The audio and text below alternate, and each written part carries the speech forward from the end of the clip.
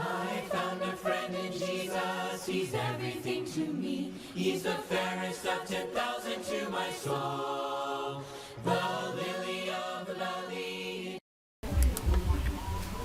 Bonjour à tous, aujourd'hui je vais vous parler des fractales.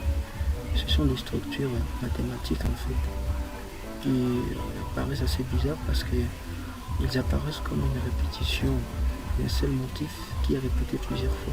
Alors ce qu'il faut savoir, c'est que jusqu'à un certain âge, donc au 19e siècle, les fractales étaient bien connus par les mathématiciens, mais il faut attendre l'arrivée des années 60-70 avec Benoît Mandelbrot, un mathématicien français qui a mis donc dans ses travaux un accent particulier sur les fractales.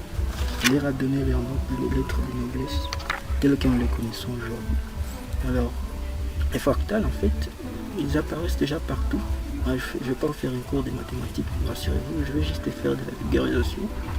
Alors, les fractales ils apparaissent partout, comme vous pouvez le voir dans les poumons. Vous avez ces structures-là qui se répètent définiment. Dans les cerveaux, dans l'intestin humain, vous avez aussi des structures qui ressemblent aux fractales. C'est-à-dire que si vous zoomez jusqu'à un certain niveau, vous allez voir toujours les mêmes motifs qui se répètent. C'est l'élément le plus caractéristique des fractales. On les trouve dans le corps humain. Si vous grossissez des structures comme les structures des intestins, comme je vous avais dit, vous allez voir en fait le même motif qui revient.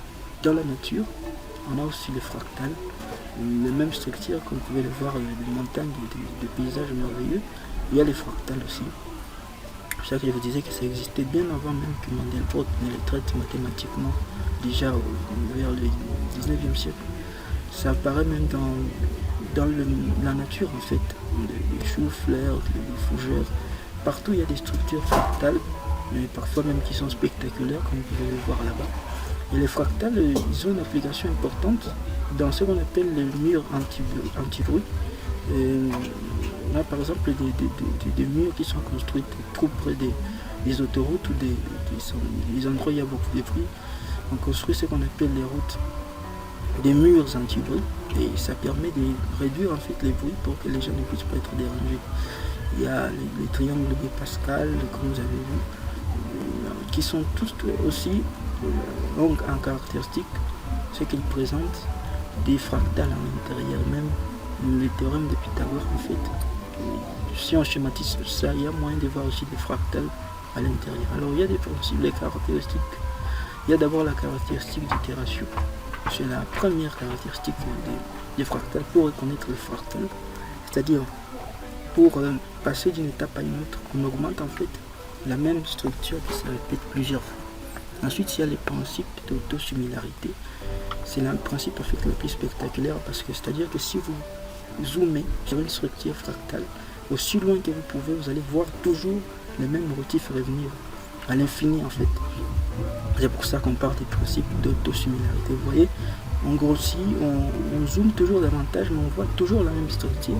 Vous voyez, toujours la même structure qui revient. Même si on zoome, on continue à zoomer jusqu'à ce qu'en fait, on ne puisse plus avoir la capacité de zoomer.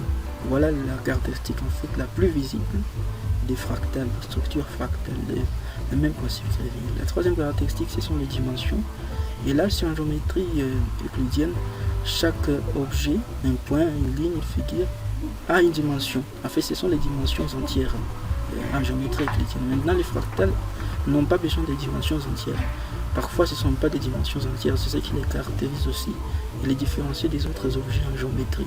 C'est qu'ils ne sont pas tenus à cette donc aux dimensions qui sont entières. Alors, pour construire les fractales à la main, en fait c'est facile. On utilise soit un initiateur, un générateur, et il existe plusieurs façons de construire des fractales. On peut utiliser un initiateur, ce qu'on appelle l'initiateur en fait, qui est une ligne de départ qui nous permet de pouvoir évoluer par des itérations. Les itérations, ce sont des étapes de construction. Donc à chaque étape de construction, on parle d'une itération. Et d'une itération à une autre, on peut avoir à construire finalement des structures assez complexes à partir justement des éléments assez basiques, comme vous pouvez le voir, un initiateur, et voilà. Donc voilà. Alors en théorie, il faut une infinité d'itérations pour construire une fractale. Mais en pratique, en fait, c'est plus compliqué parce que d'abord, il y a les problèmes des contraintes. Et l'écran, la taille de l'écran d'abord, évidemment, on ne peut pas visualiser beaucoup de choses, ce qui fait que souvent, après la 5e ou la 6e itération, on n'arrive plus à avancer en fait, à visualiser. Ça part assez loin, bien sûr, et on n'y arrive pas toujours. Donc. Et les fractales permettent en fait aux physiciens, aux mathématiciens d'étudier des formes naturelles qui semblent être anormales ou trop aléatoires pour être étudiées. Et ça permet la concentration d'une structure très complexe à la plus petite échelle possible, tout en gardant la structure générale de la forme. Voilà vraiment le grand intérêt des fractales. Alors voilà, sans plus tarder, je crois que je vais passer à la pratique. Nous allons créer nous-mêmes un petit programme, des petits programmes en Python pour réaliser les structures. Donc c'est parti, on va faire ça tout de suite.